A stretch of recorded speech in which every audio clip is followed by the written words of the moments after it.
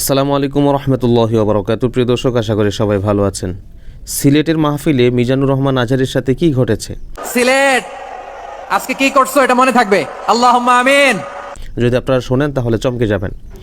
আপনারা জানেন মিজানুর রহমান আজহারী 2024 সালের শেষ থেকে কিন্তু দুইটা মাহফিল করেছেন। একটা হচ্ছে পেকুয়াতে আর একটা হলো যশোরে।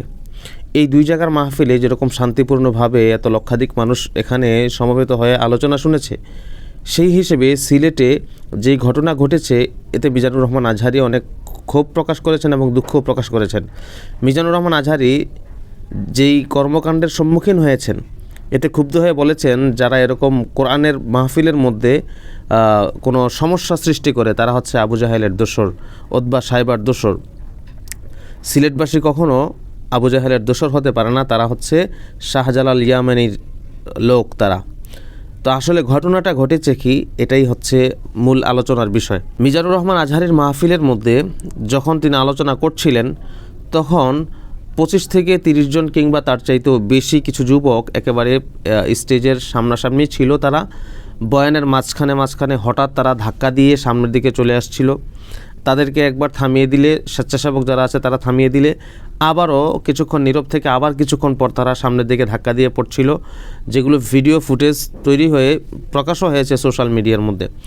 তারপরে আবারও কিছুক্ষণ পরে থামিয়ে দিলে তারা আবারও একটু শান্ত থেকে আবারও এরকমভাবে ধাক্কাধাক্কি করছিল। তো আপনারা জানেন, একজন আলোচক যখন বয়ান করে তার সামনে যদি এরকম কোনো হট্টগোল হয় বা কোনো বিশৃঙ্খলা হয় তখন বয়ানের মধ্যে অনেক ব্যাঘাত ঘটে থাকে।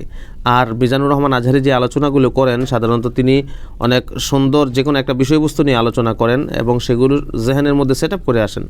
এখন যদি কোনো বিশৃঙ্খলা তৈরি হয়, দেমাগ যদি সেদিকে চলে যায় তাহলে বয়ানের মধ্যে ব্যাঘাত ঘটবে, এটাই স্বাভাবিক বিষয়। তো এই জন্য তিনি ক্ষুব্ধ হয়ে বলেছেন যে যারা এই কোরআনের মাহফিলে এরকম সমস্যা তৈরি করে তারা হলো আবু জাহেলের দোসর। আর শেষমেশ তিনি রাগান্বিত হয়ে মুনাজাত দিয়ে ফেলেছেন এবং বলেছেন, সিলেট তোমরা আজকে যা করেছো সেটা আমার মনে থাকবে। তো প্রিয় দর্শক, কোরআনের মাহফিলে যারা এরকম একটা কর্মকাণ্ড ঘটিয়েছে অনেকে এটাকে ষড়যন্ত্র বলে দাবি করছেন। তার কারণ হচ্ছে পিছনে কিন্তু মিজানুর রহমান আজহারীর কিছু বক্তব্য নিয়ে সোশ্যাল মিডিয়াতে বেশ আলোচনা এবং সমালোচনার জন্ম দিয়েছে। এখন এই সমস্যাটাকে কেন্দ্র করে অনেকে বলছেন যে হতে পারে যারা এই বক্তব্যে ক্ষুব্ধ হয়েছে বা যারা মিজানুর রহমান আজহারীকে পছন্দ করে না, এই দুই টাইপের যে কোনো এক টাইপের লোক এখানে এসে এরকম সমস্যা তৈরি করতে পারে।